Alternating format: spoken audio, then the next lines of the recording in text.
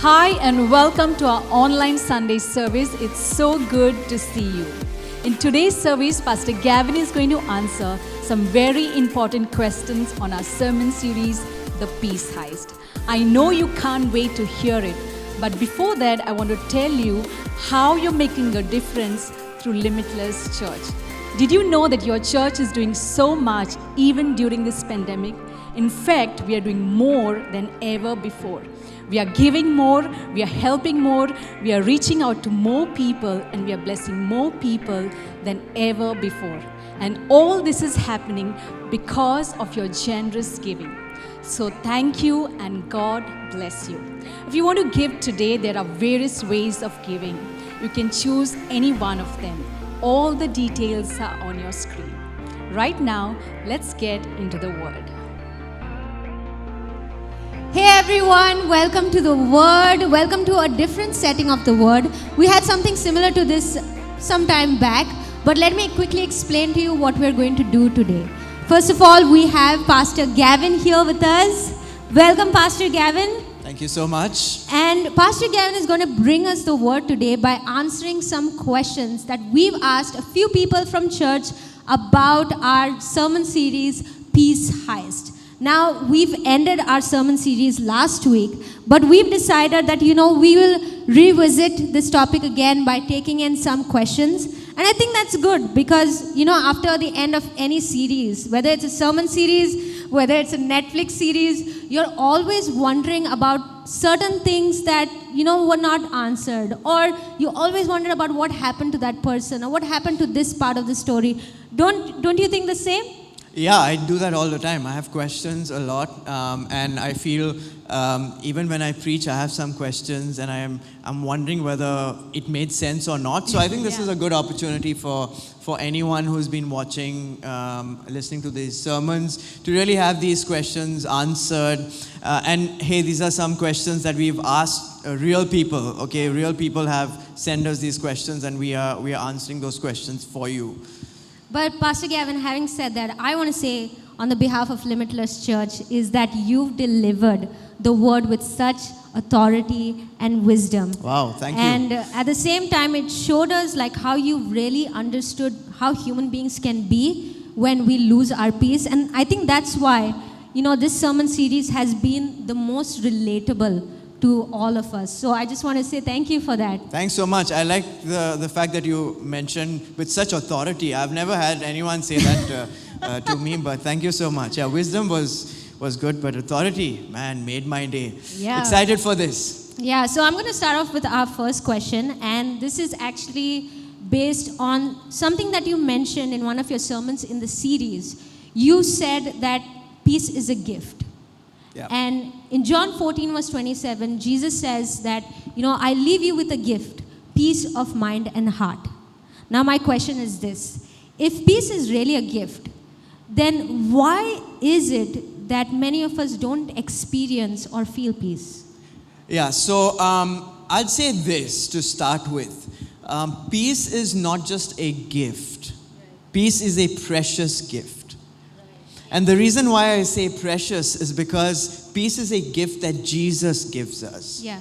And Jesus doesn't give us cheap gifts. He doesn't give us ordinary gifts, right? He gives us precious gifts. He gives us priceless gifts. And I think the reason why we sometimes don't feel the peace that we have is because just like every precious thing, it needs to be protected, and it is at a risk of getting stolen, right? Yeah. Anything that's precious is at a high risk of it getting stolen. Yeah. And that is exactly what I've been preaching about in this sermon series, Peace Heist, is the heist of your peace. Mm-hmm. Different things that are stealing your peace. Right. The reason why most of us don't feel peace is because our peace has been stolen. Yeah. Different things have stolen our peace. And here's something that I've observed being a pastor and also in my life. I experience this all the time. The reason why we very easily lose our peace is because peace is the last thing that we protect. Yeah, that's right? so true. We don't usually protect our peace. Yeah. And if you don't protect something precious, it's going to get stolen. Yeah, I think, that's another question that some people have in mind. If my peace is stolen, is it lost forever, or is it something that I have to keep getting back? What exactly does it look like to, lose your peace? Yeah. Yeah. I don't really believe that you can actually lose your peace. Again, because Jesus gives you the peace, right? So if you have Jesus in your heart, if you have the Prince of Peace living in your heart, then you can't really lose your peace. Yeah. So you can't lose your peace, but you can lose focus from your peace. Yeah. And that's the key. The reason why a lot of us don't feel peace is not because you don't have peace. It's not because you've lost your peace, but it's really because you've lost focus on the peace that you already have. That's so true. One chapter I think that was like the signature chapter in the entire series was Matthew chapter 6. Yeah, I think you've quoted it at least in 3 sermons. I think by Yeah. the time the 3rd sermon came, I was almost like, oh my gosh, what can Pastor Gavin probably get more? But it's amazing that every time you speak about that chapter, we learn something new. I thought you were going to say, by the time, the 3rd time you read this chapter, I was bored. I was done with, it was enough. I thought I was going to be, but Okay. instead of being bored, I was like more mind blown, if I Wow. can say that. But, it's pretty obvious that the chapter is about worry. And I think we should read it right now. Yeah. Matthew chapter 6 verse 31 says, "So do not worry about these things, saying, what will we eat? What will we drink? What will we wear?"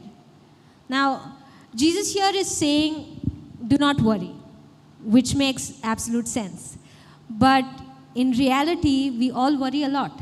Yeah. And more so, we worry when things go wrong. We actually panic when things go wrong. And I think a lot of us want to know is at that time, in that particular time, what should we do?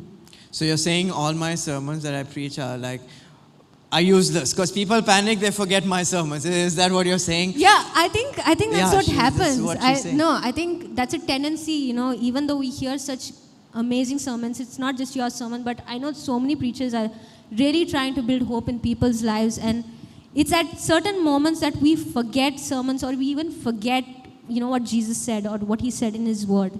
Yeah. So, for a lot of us, like, what should we do in that moment? Yeah. It's true. I think it's absolutely true. People panic. People panic all the time. It's natural. Yeah. And when we panic, we forget, right? We forget sermons. We forget scriptures. We forget the word. We even forget our faith sometimes. We forget our beliefs, right? We forget advice. And it's absolutely natural. It's part of our human nature. So when people panic, people forget. And when we panic, we don't know what to do. Right, in that moment. Yeah. But here's something very interesting. I don't know if you've realized this, but when you panic, you always and immediately connect to your deepest relationship. Right. Let me give you an example. Right? Say something happens to you. God forbid, all right? God forbid, but A lot has happened to me. just for example, but say something, say you're driving. Right, Okay. and most probably not my car because, I don't think I'm going to let Ash drive my car. Let's keep it at that. Don't ask me why. But say you're driving, okay? Say you're driving and something happens while you're driving. Say you get a flat tire. Oh, thank God. I And can manage that. I'm guessing you don't know how to change a tire, right? No, absolutely Okay, not. I guessed right. So you get a flat tire and you're panicking because it is in the middle of the night. Yeah. It is dark, it's deserted, it's pouring, it's raining, it's stormy weather, and you start panicking. Yeah. Perfect conditions for one to panic. Yeah. Right? Say you are in that situation. What do you think you would do first? What's the first thing you think you would do? I think I would call my mom. Why? Yeah. I mean, she's the first person who I think, would at least hear me out, if not solve the problem. Like, And shout at you as well. yeah, that too. I can For bear taking that. the car without asking her. No, but Yeah. it's true. You would call your mom because your mom is your deepest relationship. right? Your mom is the closest person in your life. And it happens to every one of us. When we panic, we call someone who's closest. When I panic, I call my wife. And then she panics. And then I panic after that. But that's not my point. My point is, when we panic, we call the ones who are closest to us. Right. And most of the times, we don't even have to think about it. We don't have to decide whom to call. We don't have to remember to call them. It happens automatically. It comes naturally, right? It's just like a reflex. When you panic, you call the one who's closest to you. Yeah. And it's the same thing with God. When you have a relationship with God, when you have a connection with God, then when you panic, your first call will be God. Yeah. You will start, the first thing you do, you'll start with a prayer. You'll start talking to God, right? And you don't even have to memorize scriptures then. You won't have to remember scriptures. You won't have to think to yourself, okay, which scripture should I quote in this situation? You don't have to do all of that, because when you have a relationship with God, the word becomes part of you, right? It comes naturally to you. It becomes a living part of you. And so my suggestion would be, focus on building a relationship with God. Spend time in the Word, read the Word every day, spend time in worship, and focus on that relationship till it becomes natural to you. Right. Till it becomes part of you.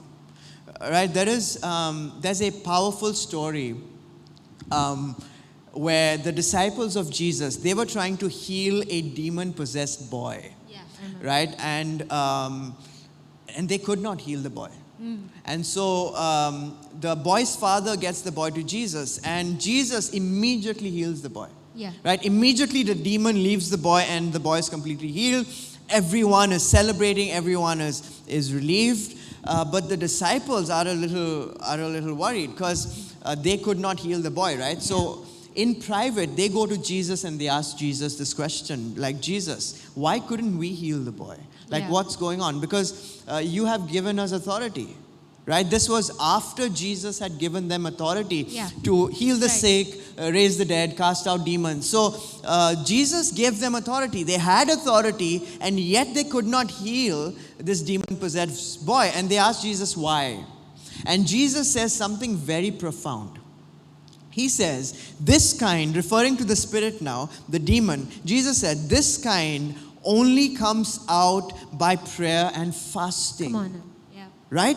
Which is amazing. It's an amazing key. But in that moment, Jesus did not pray or fast. Right? Jesus did not go to his room, close the door, spend some time in prayer, spend some time in fasting, like pray in tongues or sing a worship song. He didn't do all of that. Immediately, the boy was brought and the boy was completely set free. Yeah. Right? So why did Jesus say prayer and fasting? That's because Jesus had a lifestyle of prayer and fasting. His relationship with his Father was natural. So true. Right? He had built this relationship, so whenever he needed it, it would just come out. It was a natural thing. In the same way, I feel we should focus on building that relationship. Building that walk with God so that it just comes out naturally. Right? Let me say this. If you want peace, have a relationship with the Prince of Peace. Come on. You'll have peace naturally. Yeah. You know, I think that's where people also have another question, because there are so many people in the world trying different ways to get peace, because there are so many options today to get peace. There are different methods, there are different formulas, there are also different lifestyles, as you said, that are encouraged to be practiced in order to get peace. Yeah. So I wanted to ask, like, do these things really deliver what they promise? Or is peace something that is only possible in a relationship with God, like you said? Yeah. I'll try not to be careful for this, okay? Because I'm about to say something controversial that some people might not like. Some people might, I don't know, say something. Let's go. But please hear me in the proper context. Hear me out completely till the end. Don't hear what I'm not saying. Hear what I am saying. Because I want to say no.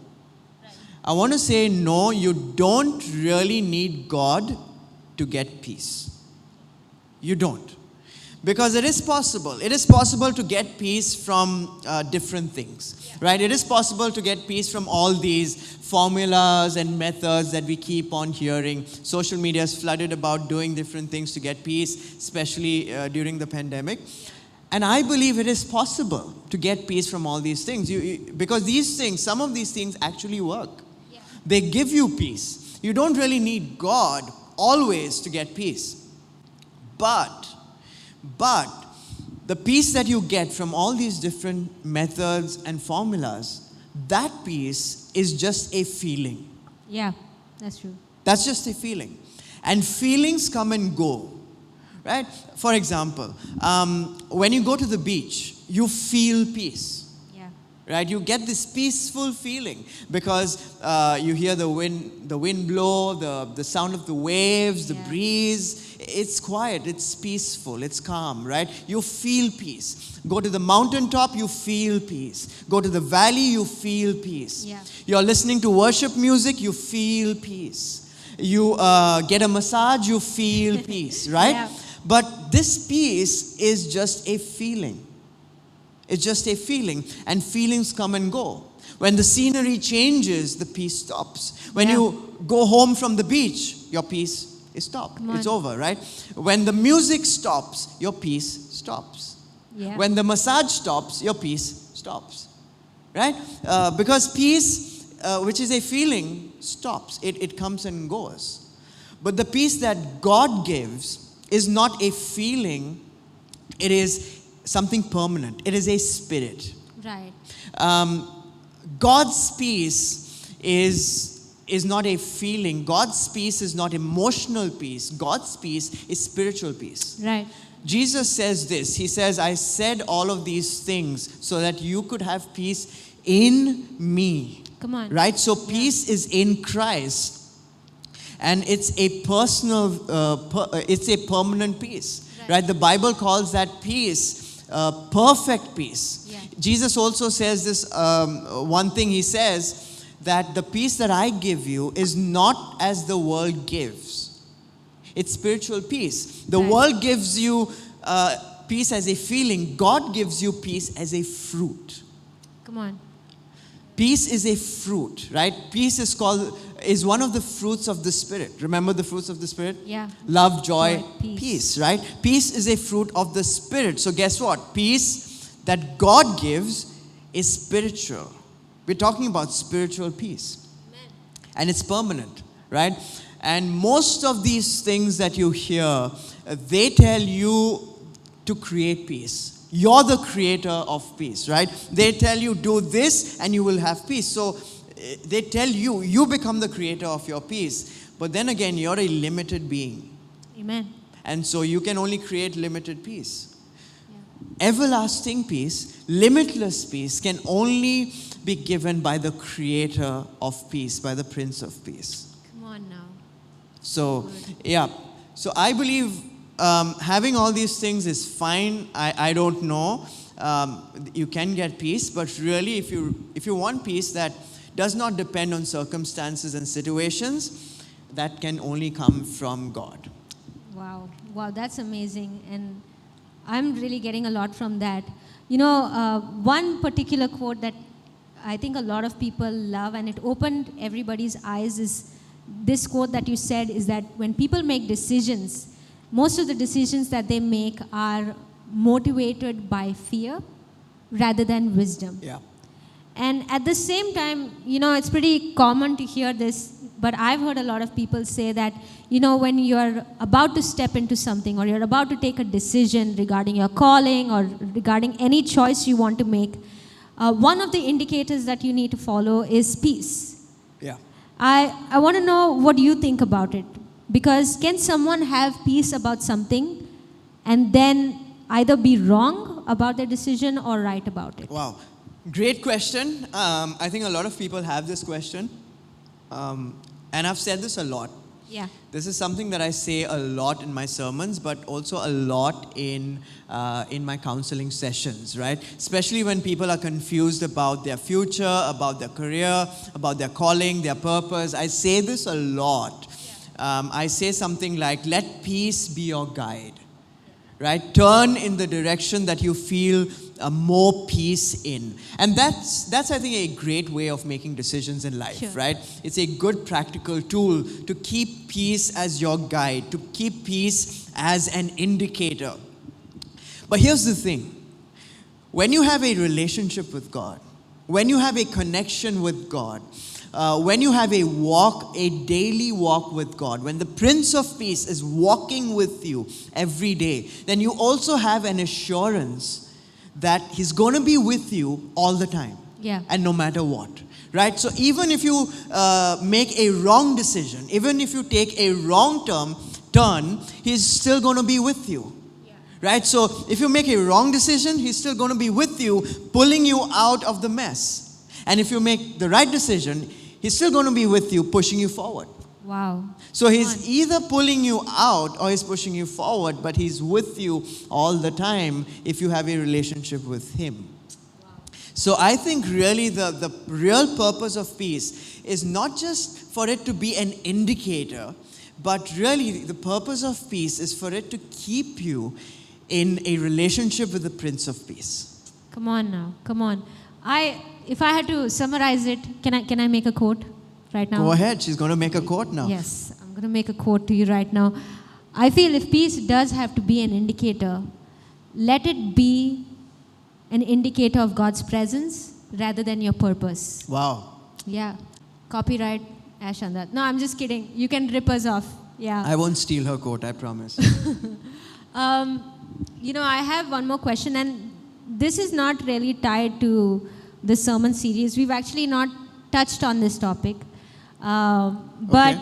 In Hebrews 12 verse 14, it says that strive to live in peace with one another, Yeah. among ourselves.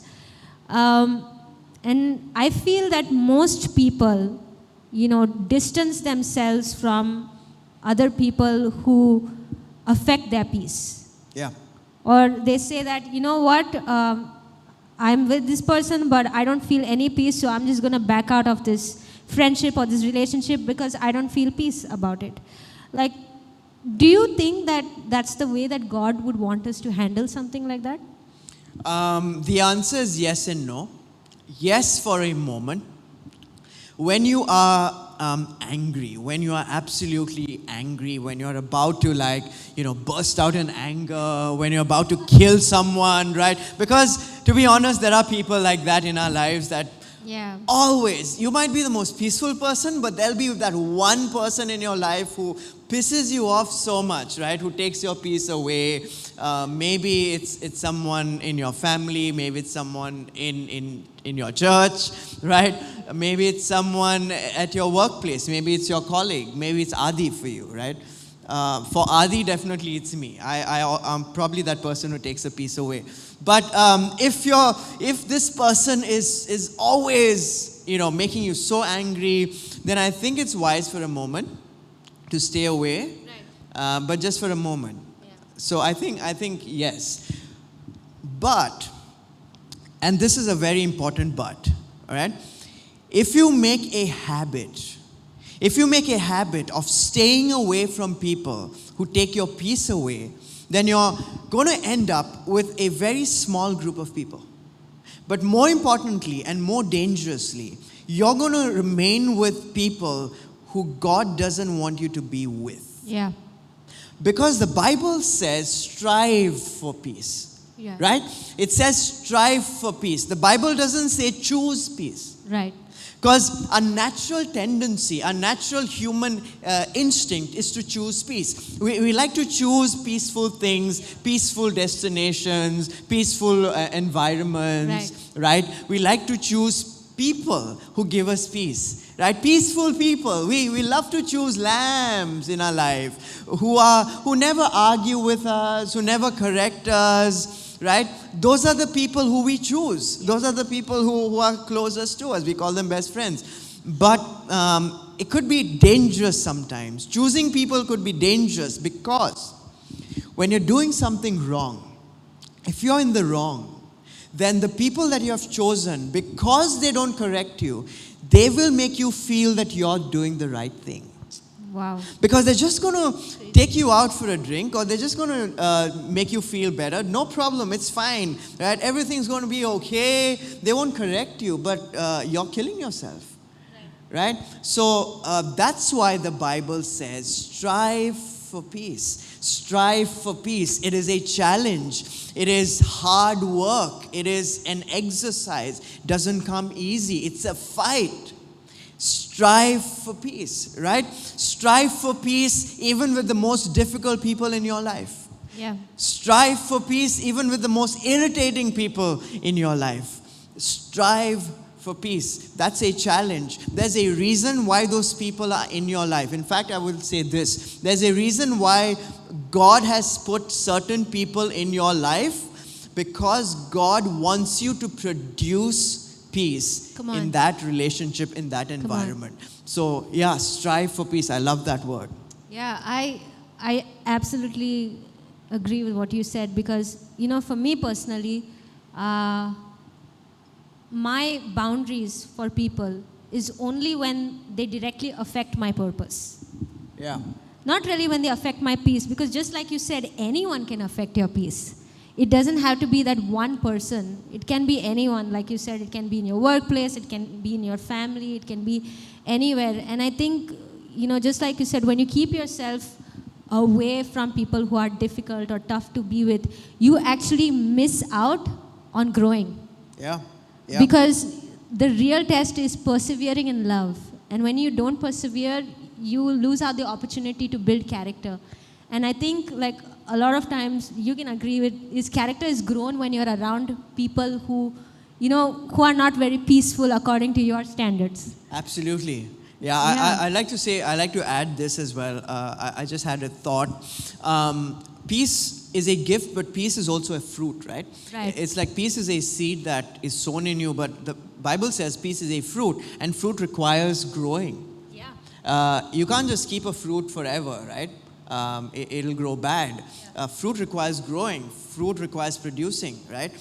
So peace, the reason why God gave you peace is not just for you to be peaceful, but to produce peace in the Amen. environment that you're in.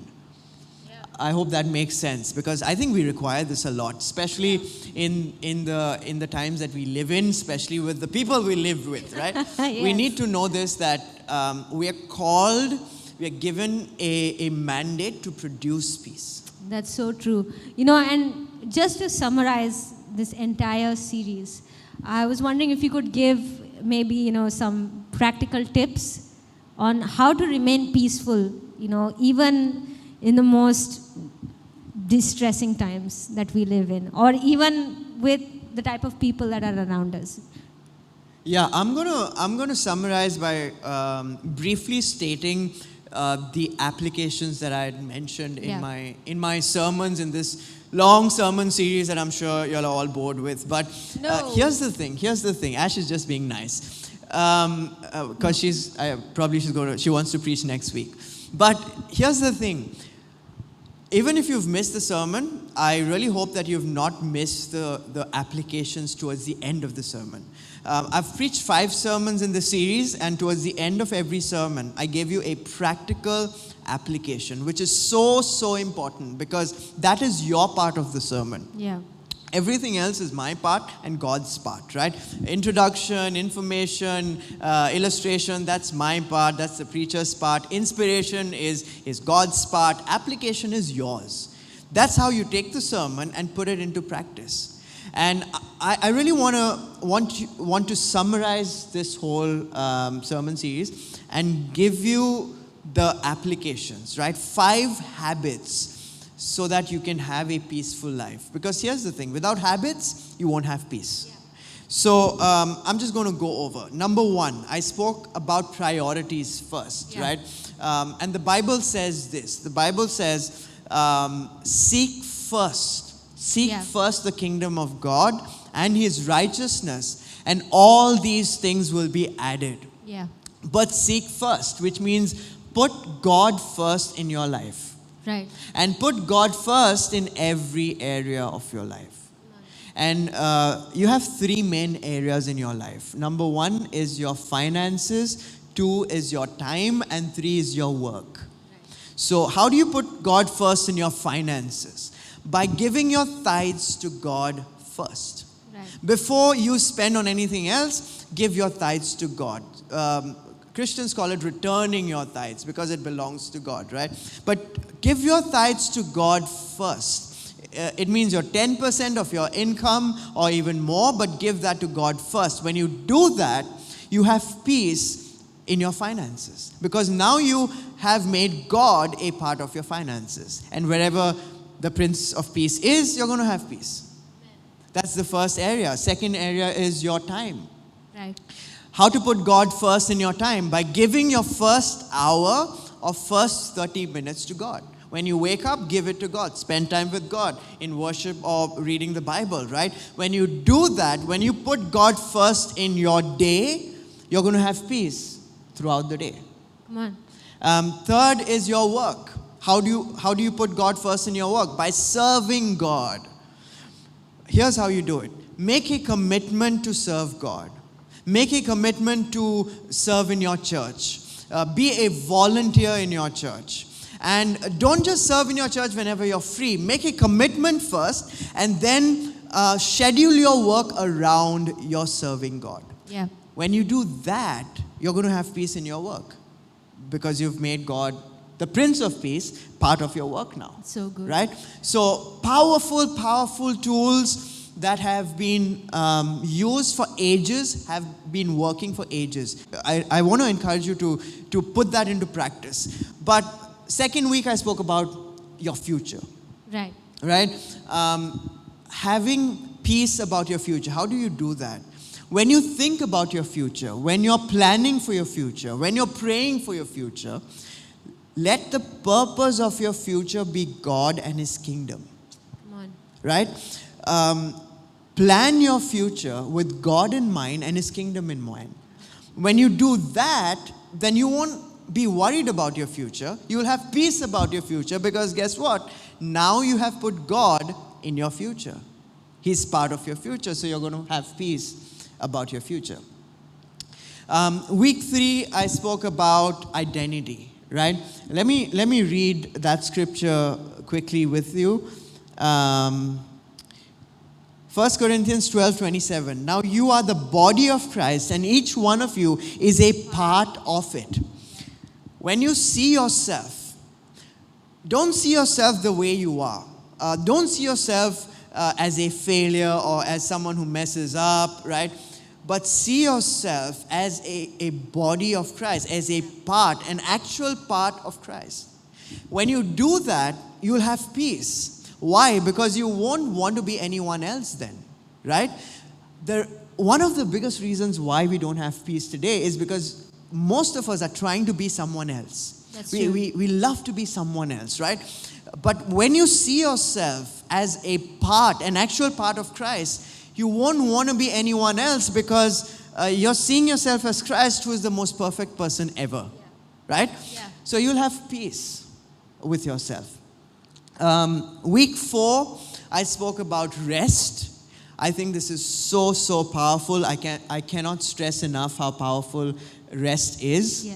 And I don't mean sleeping. All right, rest is not sleeping. I know this is Goa. I know Goa is famous for afternoon siestas. This is not about that at all. This is not about sleeping on a Sunday or sleeping 8 hours. Absolutely not.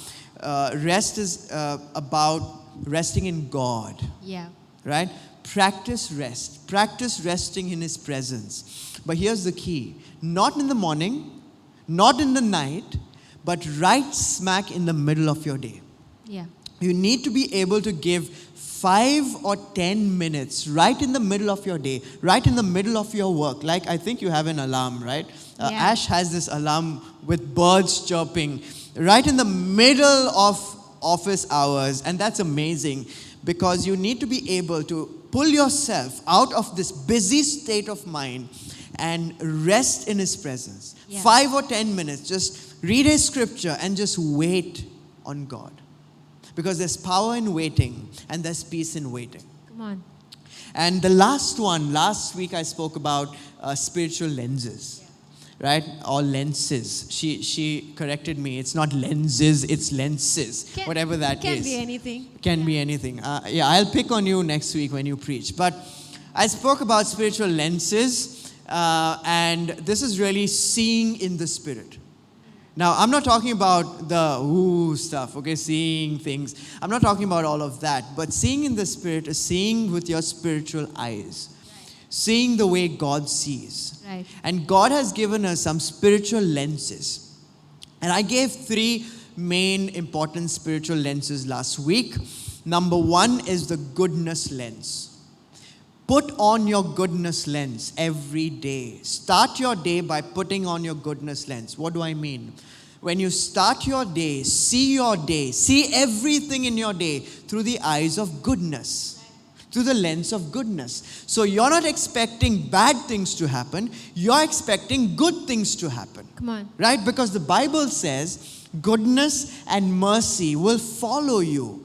Right? So you're expecting goodness from everything in your day. And also you're expecting mercy from everything in your day. You're not expecting retaliation. You're not expecting anger and punishment. You're expecting mercy. You're expecting goodness. That's your goodness lens. 2 is your identity lens. I spoke about this already. Seeing yourself as Christ. It's powerful. And 3rd lens is your love lens. Yeah, she knows that. She writes songs only about love. But it's your love lens, right? See everything in your day through the eyes of love. You're created to function. You're operating out of love. That is how God created you to function. So see through the eyes of love. Because that's how God sees. God sees through the eyes of love. Right? And when you put on these spiritual lenses, you're actually seeing life through the eyes of God. You're seeing life through your spiritual eyes. And it's so powerful. Wow. I hope you guys got as much as you got from this session, because Pastor Gavin really explained each and every part of his entire sermon series in that one breath. Can you believe it? Yeah. I thought I'll be sweating, but actually I'm freezing. It's really cold in here, but cold is good. But let me say this, okay? Yeah. To close with this, and Ash will close after me, but let me say this.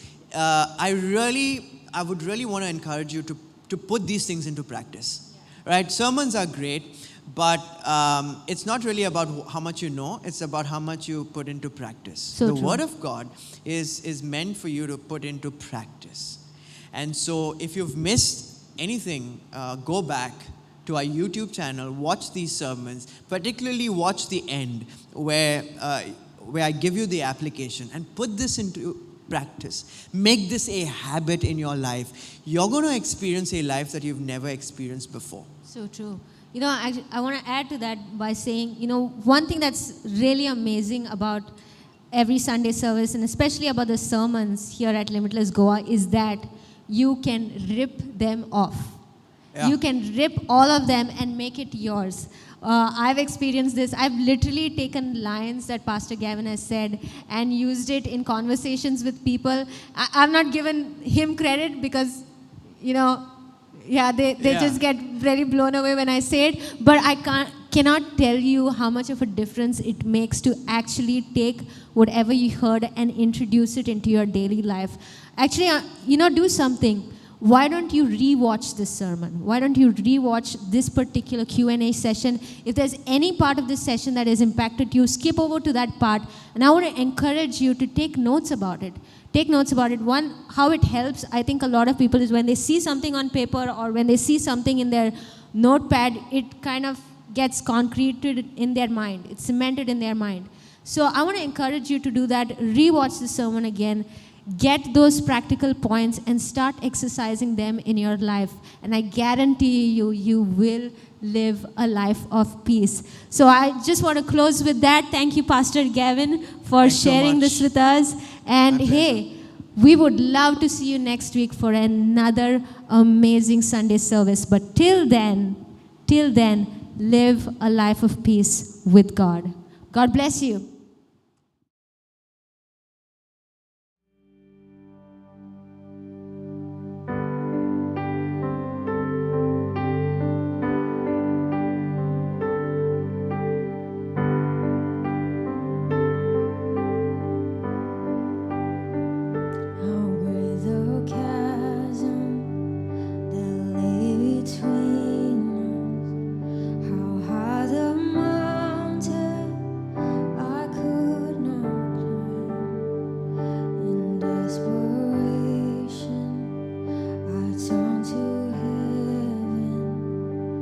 spoke your name into the light, and through the darkness, your loving kindness tore through the shadows of my soul. The work is finished, the end is written. Jesus Christ, my living hope. Who could imagine so great a mercy? What heart could fathom such boundless grace? The God of ages stepped down from glory to bear my sin and bear my shame. The cross is spoken, I am forgiven. The King of Kings calls me his own. Beautiful Savior, I'm yours forever. Jesus Christ, my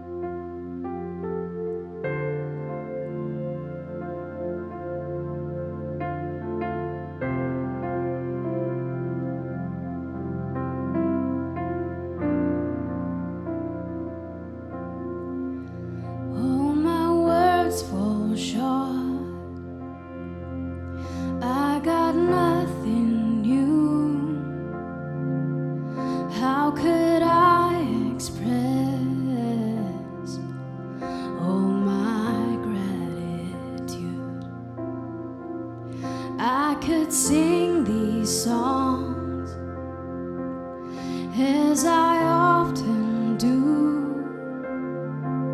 but every song must take, and you never do. So I throw up my hands and praise you again and again, 'cause all that I have is a hallelujah, hallelujah.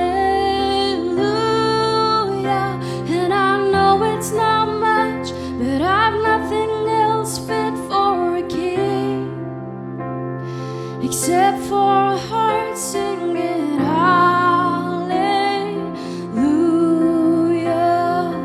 hallelujah.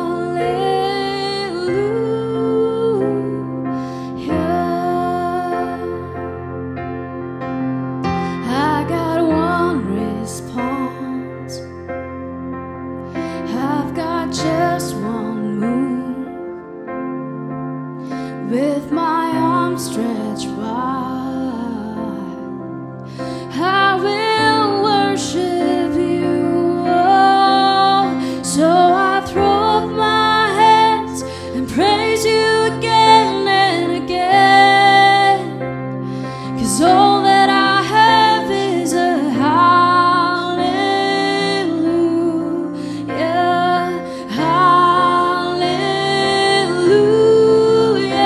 And I know it's not much, but I've nothing else fit for a king except for this heart singing hallelujah, hallelujah.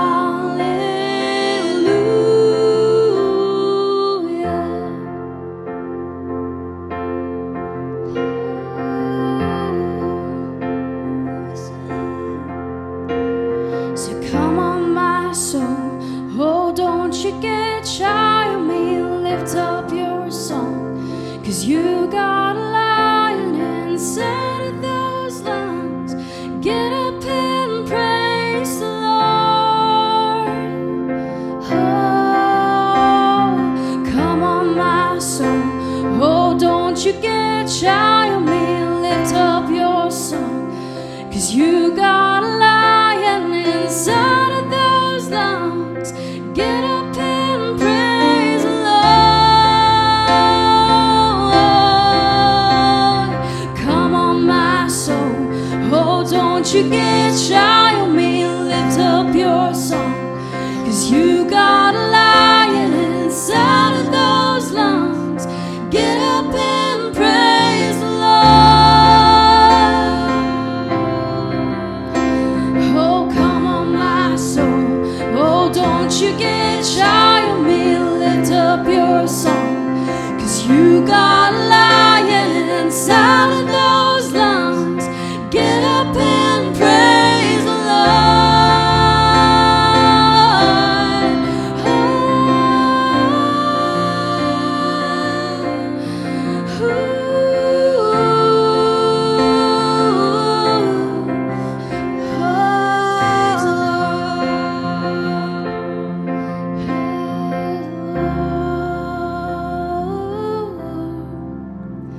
So I throw up my hands and praise you again and again,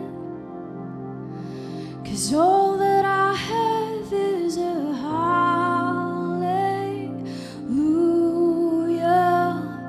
hallelujah. And I know it's not much, 'cause I've nothing else fit for a king except for this heart singing hallelujah.